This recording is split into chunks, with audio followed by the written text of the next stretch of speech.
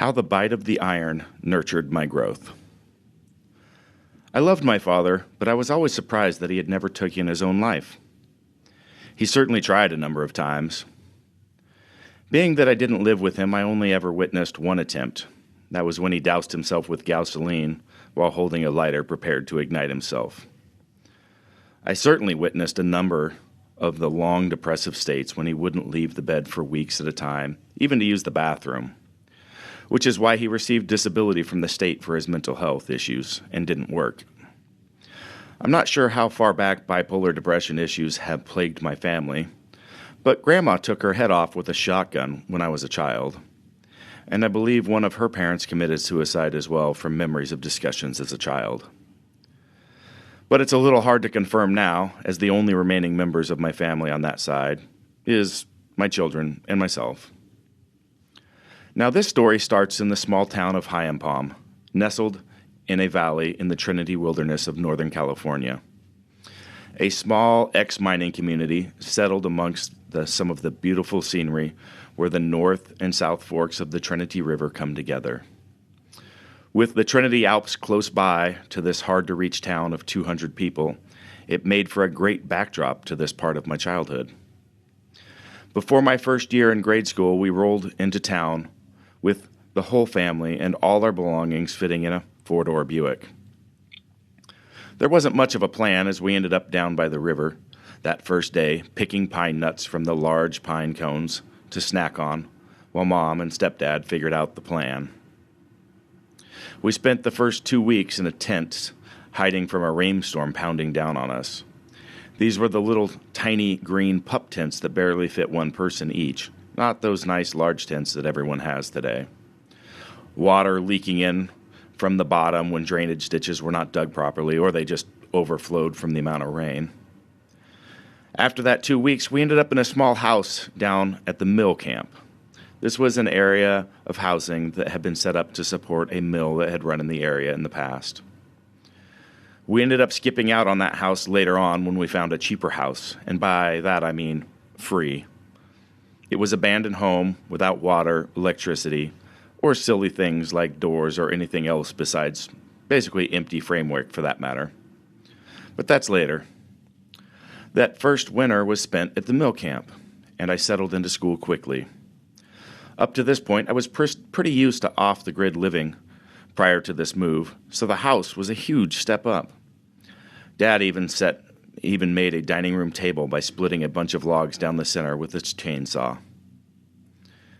At school, I made friends and began staying over with my best friend at the time quite frequently. Well, why wouldn't I? It was fantastic staying in a real home with TV and great meals and all sorts of things I wasn't used to.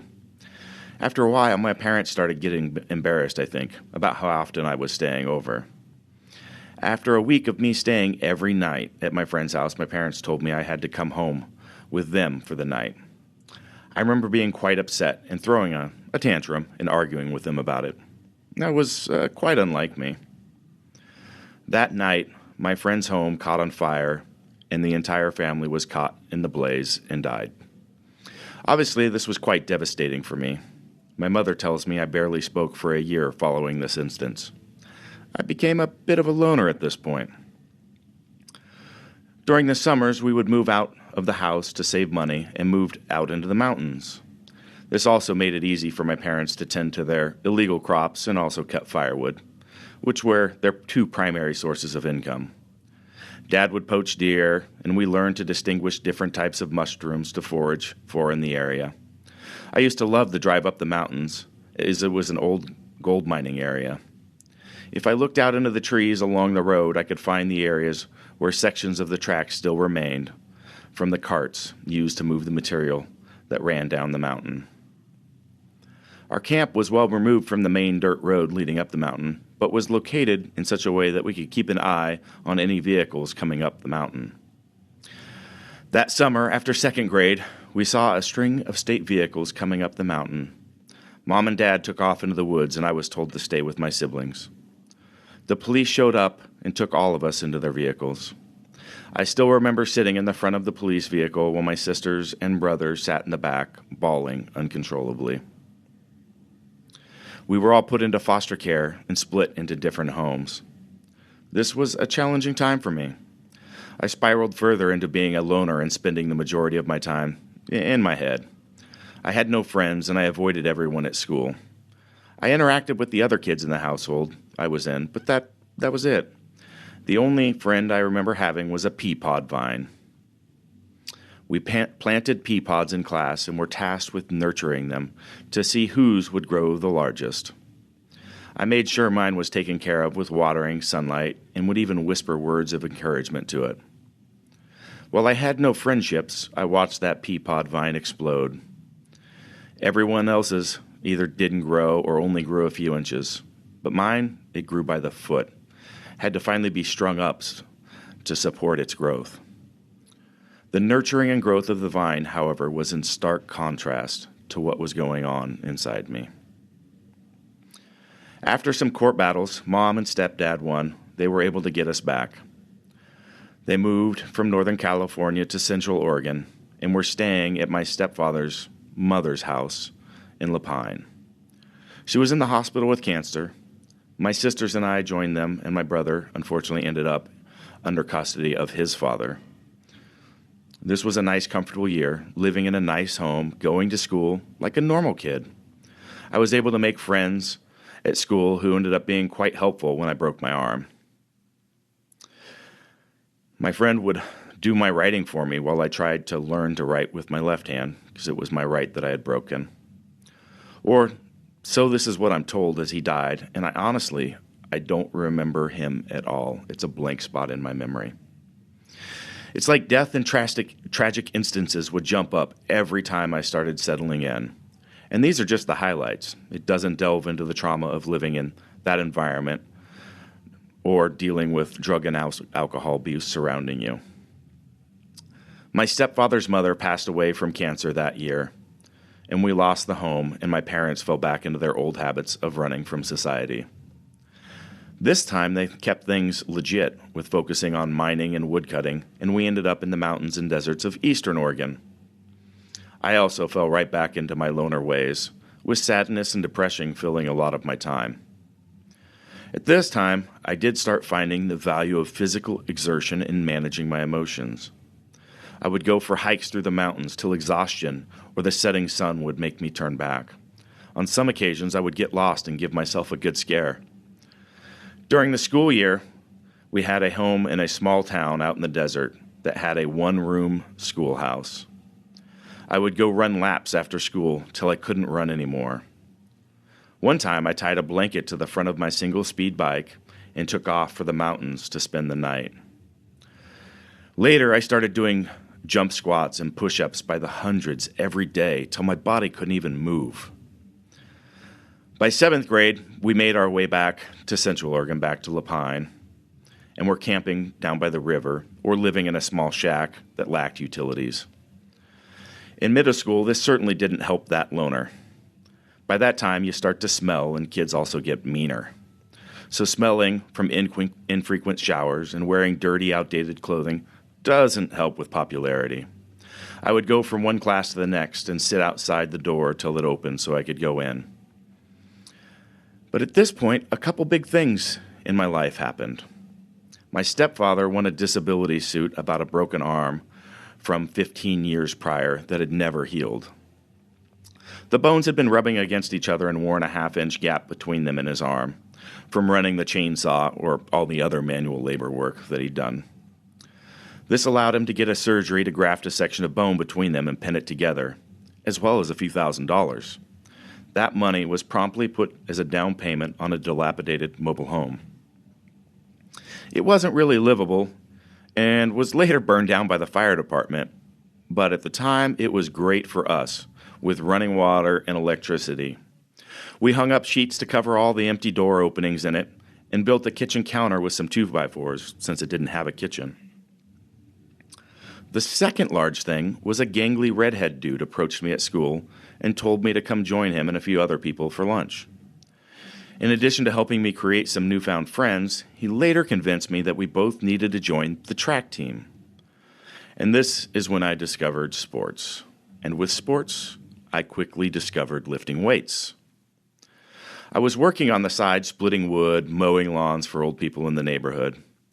And every bit of money that I was able to salvage, over what my parents borrowed for beer money, I would use after scouring the nickel ads for weightlifting equipment. I collected everyone's old plastic-coated concrete weights, those old hollow barbells with plastic sleeves. I filled my bedroom and the back porch with them. I was very confident in myself and everything except for my ability to interact with others. My upbringing did not allow for the same level of social development as others had experienced, as a result of being removed from much of society during my upbringing. Additionally, I had quite a different set of experiences with little to draw on to engage with others. Add in some ridicule from classmates, as well as basically this story so far, along with my family history for depression, and I was walking the path to live my life like my father, a lifetime loner, fighting depression, and unable to contribute to society. I had already discovered the value of physical exertion in managing my emotional health, but the weights provided a whole new level. It wasn't just beating my body up, but growing it bigger and stronger. The iron bug bit me, and I loved it. The only thing that got me out of my head was that cold bit of steel in my hands. The ability to push myself to my limits and come back and be stronger was my new drug. Kids could make fun of me, and I could turn a cheek and come home and take it out on the weights. During training, I could walk away from the world and the environment I lived in and transform into something else. I grew quickly.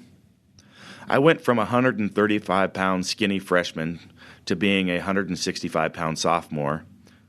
By senior year, I was the strongest kid in my high school, while excelling at sports and academics. And I won't lie and say that I didn't enjoy the difference in how I was treated almost immediately as I filled out and began to perform at sports. I wasn't made fun of anymore. And while I was still quite the nerdy kid who ended up being valedictorian, I had a level of respect. This seemed to be the last piece of the puzzle for me to transform, to blossom, as the last few layers of the environment were pushed aside. When I left high school, it was as if I was stepping out of the shell I had been in until that time, to begin becoming the person I am today. Those layers of social anxiety and self-confidence issues began to melt away. While the inherited bipolar issues will always be with me, they do not own me, define me, nor impact who and what I choose to be and how I will contribute to the world. In fact, I'm proud of who and what I am and how I can harness the positive power from what is traditionally looked at as a negative. Harness it to help me excel in all my endeavors, to leave my mark and change the world for the better. Since that time, I have seen a lot of success in my life. From putting myself all the way through engineering school and then my MBA, all while raising my 3 sisters and working full-time, to excelling in the industrial sector, becoming a sought-after executive for my ability to deliver amazing company and division turnarounds through my leadership and innovation. I've been renowned for my feats of strength, and even my other hobbies have been on Spike TV and multiple magazines. Within a year of launching Kabuki Strength, my material is being used in PhD physical therapy and chiropractic schools, and my company is consulting and outfitting in the MLB, NFL, NBA, U.S. Olympic Committee, Tour de France, and just across college sports. But these accomplishments, they don't necessarily define me. Who I am is more easily seen with my relationship with the iron. When you see me lift and you see that burning intensity behind my eyes, it may make you think, that guy's crazy. Yes, there is a burning intensity far deeper than you can imagine. And yes, I am crazy. But I'm proud of who I am and who I've chosen to become after peeling away those layers. Proud to take all my disadvantages and turn them into strengths through purposeful action. It's pretty clear that my relationship with the iron was the fuel for the nurturing that needed to happen for me to become the person I am today, much like I was to that pea pod vine in 3rd grade. No set of circumstances you live in or labels define who you are. You are not a product of your environment.